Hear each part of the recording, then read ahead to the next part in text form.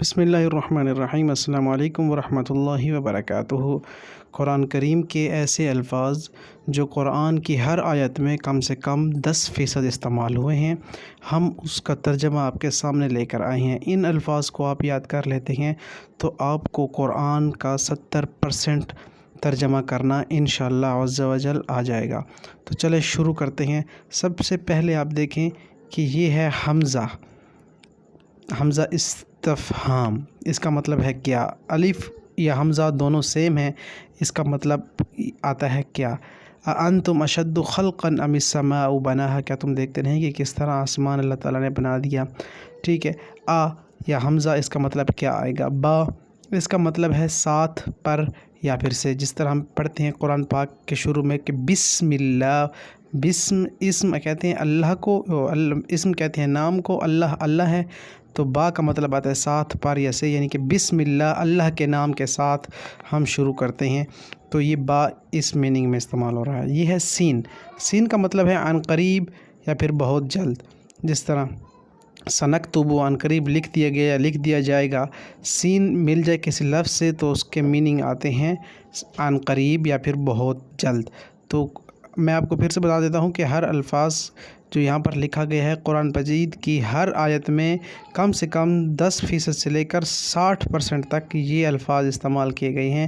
بہت ہی آسان اور فہم طریقے سے آپ کو سمجھائے جا رہے ہیں، اردو سے ریلیٹ کر کے آپ انہیں اچھی طرح یاد کر لیجئے۔ فا اس کا مطلب ہے پھر یا پھر پس، جس طرح قرآن میں ہے کہ فصبر، پس صبر کریں آپ۔ اب صبر تو صبر ہے نا، اب فا جب آ رہے ہے تو اس کا مطلب ہے پھر یا پس، پھر آپ صبر کریں۔ اور اس کے فإن اللہ، بے شک اللہ، ٹھیک ہے، فا پھر اللہ انشاءاللہ، تو یہ فا استعمال ہو رہا ہے پھر کے معنی میں قرآن پاک میں۔ کاف اس کا مطلب ہے جیسا، تیرا یا پھر تجھ سے۔ کاف یعنی کہ کسی لفظ کے شروع میں آ جائے، جس طرح شجرتن ہے قرآن میں درخت، لیکن اگر اس کے ساتھ کاف آ جائے اس سے پہلے، کا شجرتن طیبتن، درخت کے ساتھ، یعنی کہ درخت کے جیسا، کاف آ جائے جدھر تو اس کا مطلب ہوگا درخت کے جیسا۔ کاف کا مطلب جیسا، تیرا یا تجھ سے۔ لام اس کا مطلب ہے لیے، واسطے، البتہ۔ آپ اسے ذہن نشین کر لیں اچھی طرح، صرف لام آ جائے تو شروع میں آ جائے تو اس کا مطلب ہے لیے، واسطے، البتہ۔ جس طرح ہے الحمدللہ رب العالمین، اللہ سے پہلے جب للہ آ رہا ہے نا تو للہ ہی، لیے، اللہ کے لیے تمام تعریفیں ہیں، ٹھیک ہے۔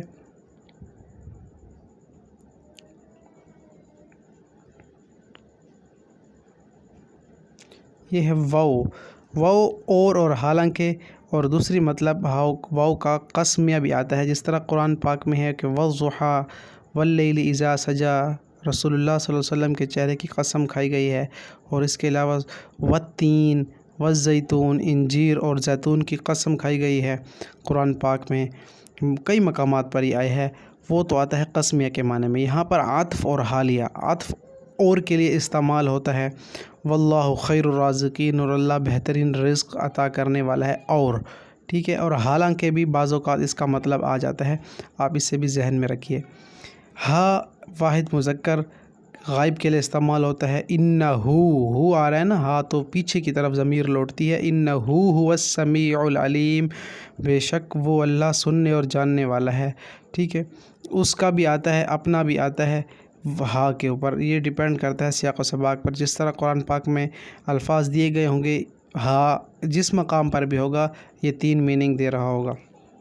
یا کا مطلب میرا یا پھر میری ہے، جس طرح قرآن میں ہے کہ ربی ان ربی لطیف لما یشاء، یا ربی حبلی، اے میرے رب مجھے بنا دے، میرا، یا ہے نا اس کا مطلب میرا یا پھر میری آتی ہے، ربی میرا رب۔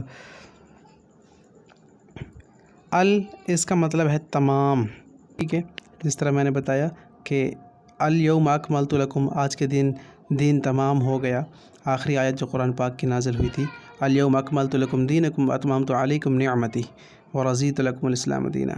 تو یہ ہے ان کا مطلب یہ کہ قرآن پاک میں بار بار استعمال ہوا ہے۔ ان اس کا مطلب ہے یہ کہ، اس کا مطلب ہے یا ہم الخالدون یا ہم المسیطرون، بہت ہی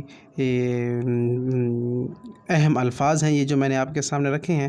تو یہ وہ الفاظ تھے جو قرآن پاک میں ہر آیت میں کم سے کم 10% سے لے کر 60% تک استعمال کی گئی ہیں۔ آپ ان الفاظ کو ذہن میں رکھیں، یاد رکھیں۔ انشاءاللہ اس طرح کی ویڈیوز مزید آپ کے سامنے آتی رہیں گی۔ آپ اس چینل کو سبسکرائب کریں اور اپنے دوستوں کے ساتھ شیئر کریں۔